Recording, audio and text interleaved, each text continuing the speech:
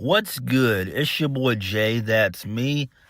Let's discuss Smackdown from November the 15th, 2024. An okay show for the most part, outside of the main event. But we'll talk about that when we get to it. Everything else was okay. We got a lot of storyline progression. And a lot of seeds were planted. So we kicked the show off with Cody Rhodes. So he gets on the mic. He says that Kevin Owens crossed the line last week, so he calls him out. So Cody Rhodes becomes flustered, and he calls out Kevin Owens again. So then Nick Aldis comes out. So Nick Aldis says that he understands Cody Rhodes' anger, talking about the damage that Randy Orton took last week after being away for 18 months. So Nick Aldis also acknowledges the hazard involved in the use of a pile driver last week, saying it was banned to keep our generation from being stuck in wheelchairs 20 years down the line. So Nick Aldis then tells Cody that the lines that Kevin Owens crossed means he can't be allowed to be here. So Cody then tells Nick Aldis to handle this.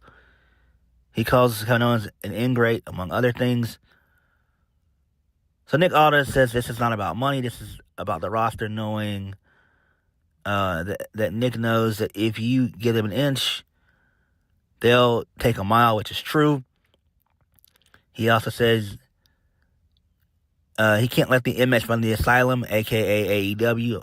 I love that.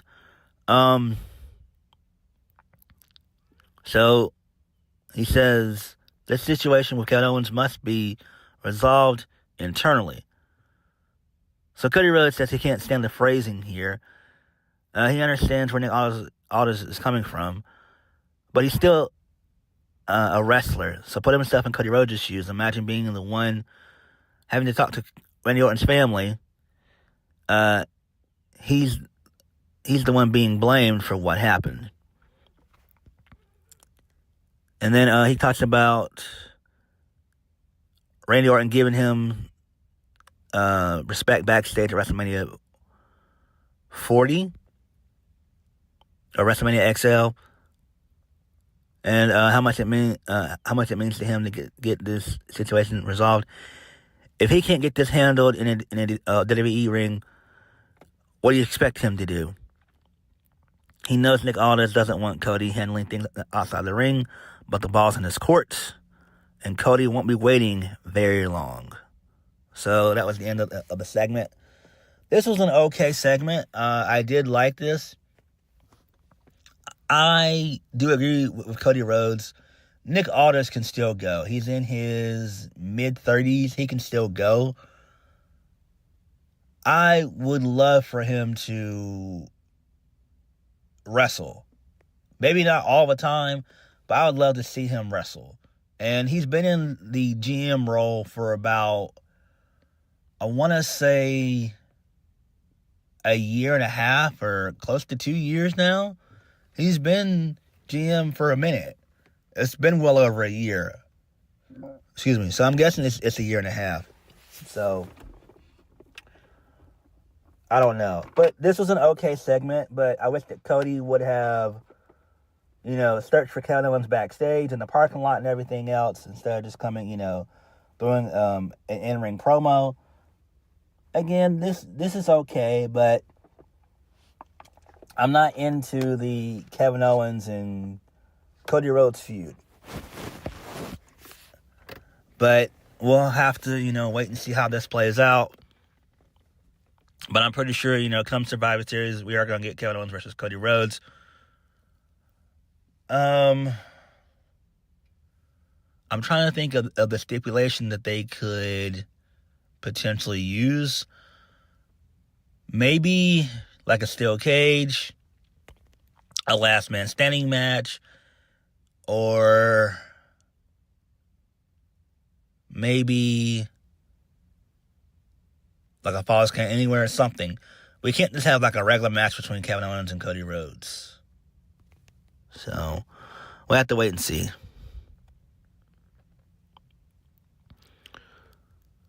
But this was an okay way to start the show.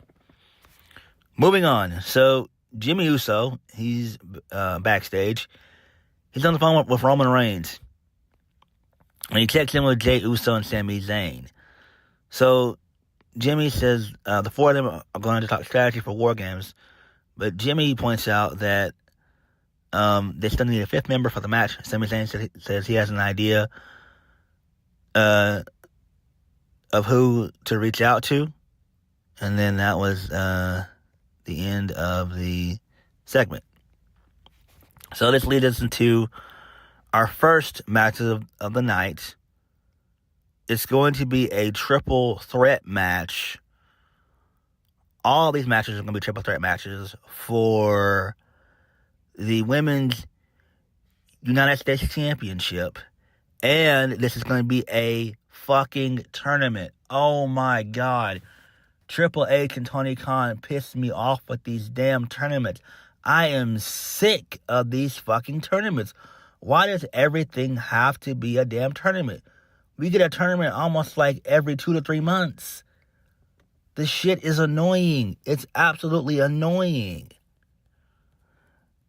So, Bayley wins via a roll-up on B-Fab, which is not good.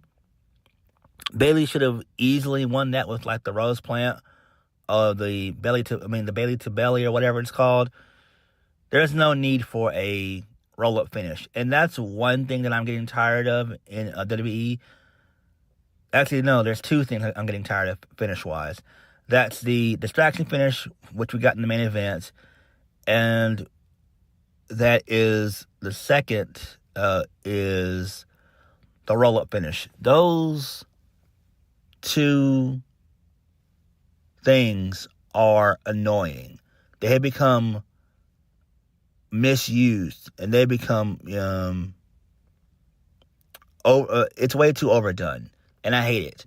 I can see if we got something like that, every few months or so, but we constantly get this on a weekly basis, and this happens on the main roster as well as NXT, and it's not good. And I don't like when you have distraction finishes all the time. I don't like the fact that you also have the roll-up finish all the time. It's way too overdone, and that's the problem with Triple H. That's the problem. Vince did the same thing too. So there's a problem with both of them. But it is what it is. So Bayley advances. Who really cares at this point, honestly? Moving on. Oh no, I forgot to mention the finals are going to take place at Saturday night's main event on December 14th. So that's cool because they're making it seem like a pay-per-view, and I do like that. So that's good. So we might get Kevin Owens and Cody Rhodes at Saturday night's main event. I think that's where it needs to happen. Moving on. So we go backstage. So B-Fab finds herself dealing with Chelsea Green and Piper Niven. They make fun of her for not advancing in the tournament. She points out the issue of what happens if Chelsea and Piper Niven face each other, which won't happen. And then so Michin comes up, and she has a kendo stick with her, and the pair run away, that being Chelsea Green and Piper Niven. Who really cares about this? Moving on. So Sami Zayn is talking to LA Knight, and then LA Knight proceeds to make his way out to the ring. He gets a massive pop. Then LA Knight brings up the Bloodline Civil War, but LA Knight says that he has bigger things to focus on, like the United States Open Challenge. So Legado del Fantasma, they come out, and Santos Escobar said that he's made it very clear that he is interested in a shot at the title before. So Santos Escobar gets on the mic, says that the champion's name, which is a draw. So Escobar makes fun of this, as well as the Milwaukee crowd. So they were in Milwaukee, Wisconsin. He says it's time for someone to shut LA Knight up. So Santos Escobar addresses the opportunity for Elektra Lopez to become the first ever women's United States champion, which is not going to happen. And I like Elektra Lopez, but she's not going to win. And he says that he wants a chance to bring 2 titles to the group. So LA Knight then cuts him off and says that the 2 of them have been there, done that, before saying that Berto, a.k.a. Humberto Carrillo, has been staring a hole in him this whole time. He offers the opportunity to Berto, running down Santos Escobar and Elektra Lopez. It was funny how LA Knight says that Elektra Lopez is going to want a piece of LA Knight and, be calling him daddy. So that was hilarious. I like that. And then so Humberto Carrillo attacks him from behind. So this leads us into LA Knight defeating Humberto Carrillo to retain his U.S. championship. This is fine. So LA Knight post-match is celebrating. Then out of nowhere, Shinsuke Nakamura, who's dressed in all black, he shows up and beats the crap out of LA Knight with a Kinshasa. So this is great. I'm glad that Nakamura's back. He's been missed. He's been gone for a while. So this does make perfect sense. I am glad that he's back. He got a pretty okay reaction. He's been gone for well over probably 10 months. Well, I wouldn't say 10 months. Maybe he's been gone for about a good 8 months. We haven't seen Nakamura in a long time. So this is great. I like this. Clearly, they're going to have a match at Survivor Series, hopefully. If not, they'll probably have it at the Go Home show. But LA Knight really does need to lose the title. And we need some new contenders. And thankfully, I'm glad that Nakamura was able to answer the call. So that was some good shit there. Moving on. So the Usos are still trying to figure out their situation. As Sami joins them, the trio enter the dressing room with Roman Reigns. Pause. So, we go backstage again. So the OG Bloodline converses, my bad. So they're there, all 4 of them are there in the locker room of Roman Reigns. So Sami Zayn addresses the fact that they don't have, So Sami Zayn addresses the fact they don't have a 5th member. Jey Uso asked Roman if he made that call. So Solo then shows up on television. And then the Bloodline, the new Bloodline, they show up. So Solo gets on the mic, tells the people of Milwaukee to acknowledge them. So the Bloodline comes out, and all 4 members come out, and we get a massive brawl that involves the Bloodline, the OG Bloodline, and the new Bloodline. So they have a massive brawl.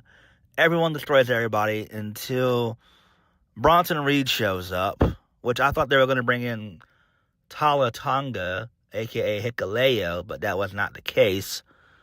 They'll probably put him in, shove him in NXT for a good little bit. So basically, the new Bloodline, along with Bronson Reed, they beat the shit out of the Bloodline, out of the OG Bloodline. Roman's able to come back a little bit. He's able to, mount a couple of Superman punches, taking out the Tongan brothers, taking them out.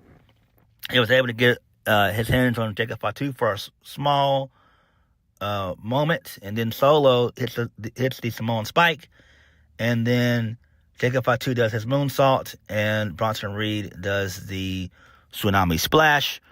Roman sells it perfectly, like his eyes are popping out of his head. That was cool. And he's bleeding a little bit from, I believe it was his right or left cheek. And I think it's Jey Uso or Jimmy Uso, one of the two, they're telling him, hey, look, make the call, Uso. Make the call. And then Solo and his bloodline, they stand tall over, a fallen Roman Reigns. So this is good. I do like this. Obviously, we know that Seth Rollins is going to get involved. So if Bronson Reed is there, we know Seth Rollins is not too far behind.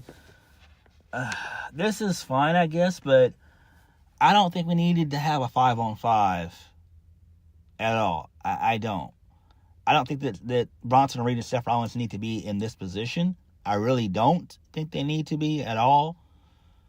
I think they should be able to have their match at Survivor Series, and you bring in, you just keep it a 4-on-4, really. That's all you need. You don't need to have a 5-on-5. I don't like that. And I'd much rather it be a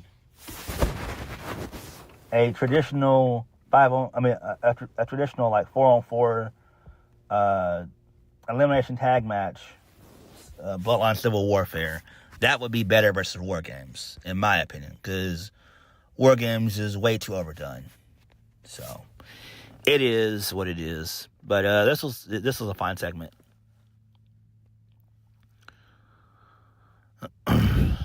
So Kevin Owens, we see him via social media. So Kevin Owens said he simply did his job last week, despite being turned away from the arena tonight. He just got a call from Nick Aldis to come to Salt Lake City because Cody Rhodes wants him there. The golden boy, the golden child. He promises he will be there despite feeling he shouldn't be, because he loves the mountains of Utah and that he'll do what the people want him to do. His job. So this leads us into the tag team match. The Mercy Machine Guns versus the Street Profits, Montez Ford and Angelo Dawkins, for the WWE Tag Team Championships. The match is thrown out because Tomosso Champa gets involved, and he turns heel, basically. He beats the shit out of Montez Ford and Alex Shelley. And then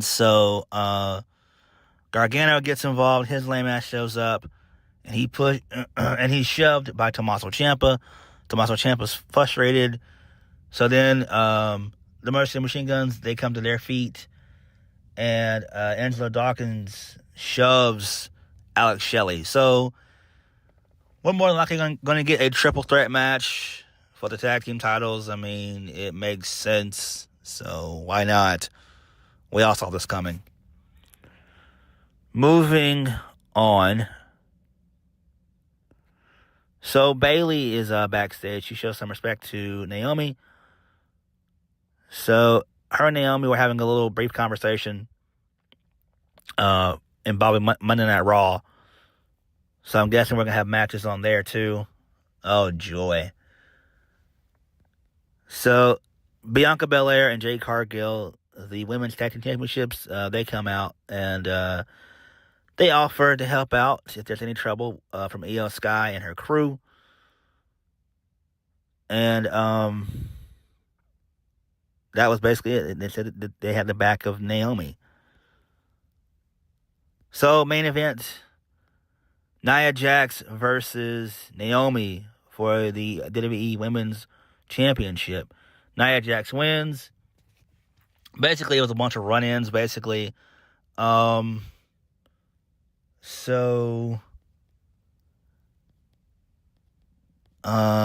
Liv Morgan and Raquel Rodriguez, they attacked Jade Cargill and Bianca Belair, they beat them down. Then Candice Lerae, she helps out. She helps out Nia Jax, so she beats up Naomi. She throws her into the ring post or whatever, and then Nia hits the Samoan drop, followed by the Annihilator for the 1, 2, 3. And that was basically it. And so Tiffany Stratton, I forgot to mention her, she came out also. She got involved as well. She didn't play into the finish at all. So it is what it is. Are we going to get a women's war game match? Probably not. We should just get like a traditional 5-on-5 for the women. And that's what we're going to do. So let's just go with that option. So that wasn't the end of the show, however. So we go backstage. Roman Reigns, he's about to make a much-needed call to Paul Heyman, the wise man. So Paul Heyman's changed his number, and we're confused. So Roman Reigns is disheartened, and he's pondering his next steps and what to do next. And then that was the end of Smackdown. So it fades to black. Really good stuff there. I do like that. It makes perfect sense. I'm very interested in seeing where this goes.